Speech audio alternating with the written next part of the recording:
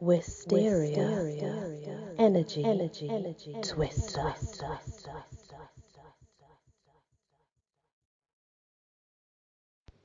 Hello, and welcome to the first episode of The Art of Seduction.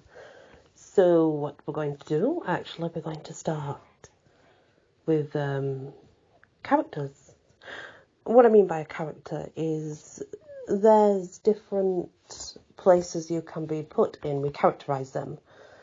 And though they sound mythical, they are characters generally that we find in people as well. So the first one is a siren. The man is often secretly oppressed by the role he has to play, by always having to be responsible and in control and rational. The siren is the ultimate male fantasy figure because she offers a total release from the limitations of his life. In her presence, which is always heightened and sexually charged, the male feels transported to a realm of pure pleasure. In a world where women are often too timid to project such an image, learn to take control of the male libido by embodying his fantasy. The rake. A woman never quite feels desired and appreciated enough. She wants attention, but the man is too often distracted and unresponsive. The rake is a great female fantasy figure. When he desires a woman, brief though that moment may be, it will go to the ends of the earth for her. He may be disloyal, dishonest, and immoral, but that only adds to his appeal. Stirs a woman's repressed longings by adapting the rake's mix of danger and pleasure. The ideal lover. Most people have dreams in their youth that get shattered or worn down with age. They find themselves disappointed by people, events, reality, which cannot match their youthful ideals. Ideal lovers thrive on people's broken dreams, which become lifelong fantasies. You long for romance, adventure, a lofty spiritual communion. The ideal lover reflects your fantasy. He or she is an artist in creating the illusion you require. In the world of disenchantment and baseness, there is limitless seductive power in following the path of the ideal lover. The dandy. Most of us feel trapped within the limited roles that the world expects us to play. We are instantly attracted to those who are more fluid than we are, those who create their own persona. Dandies excite us because they cannot be categorized and hint at a freedom we want for ourselves. They play with masculinity and femininity. They fashion their own physical image, which is always startling. Use the power of dandy to create an ambiguous, alluring presence that stirs repressed desires. The natural. Childhood is the golden paradise we are always consciously or unconsciously trying to recreate. The natural embodies the longed-for qualities of childhood. Spontaneity, sincerity, surreptitious, and sort of pure, I guess is the word. In the presence of naturals, we feel at ease, caught up in their playful spirit, transported back to that golden age. Adopt the pose of the natural to neutralize people's defensiveness and infect them with helpless delight. The coquette. The ability to delay satisfaction is the ultimate art of seduction. While waiting, the victim is held in thrall. Coquettes are the grand masters of the game, orchestrating a back-and-forth movement between hope and frustration. They bait with the promise of reward, the hope of physical pleasure, happiness, fame by association, power, all of which, however, proves elusive. Yet this only makes their targets pursue them the more.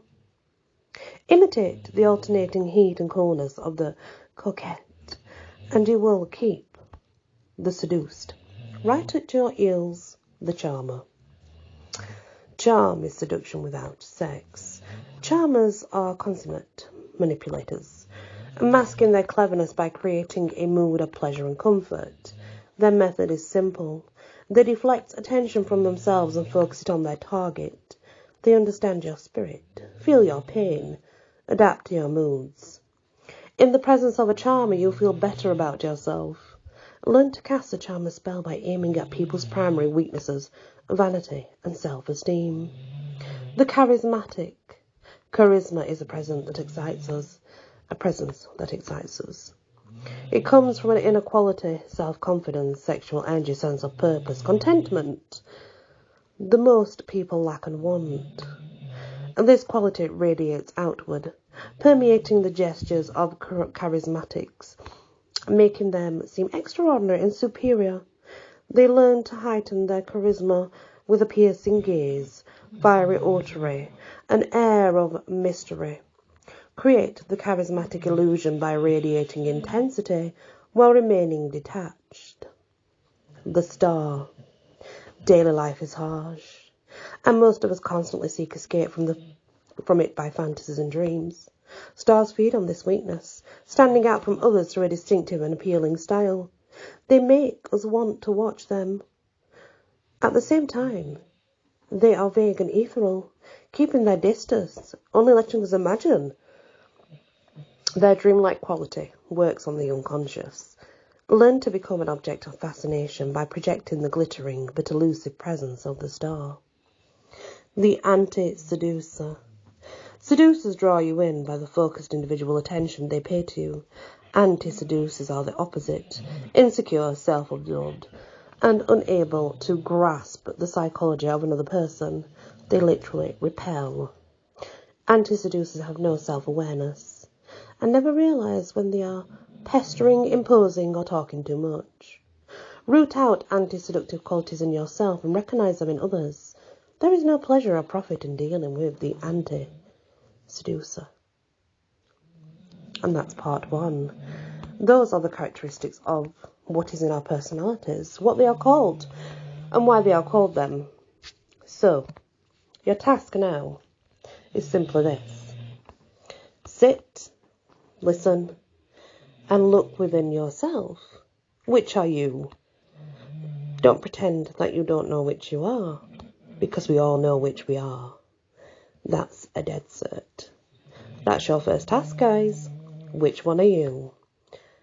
Feel free to share in the comments below, but don't worry, I won't hold you against not sharing because I understand. But it's just important you know which one you are. Thank you for listening for this first episode. We will continue next time with something different and another task. Many blessings. Wisteria. Energy. Twister.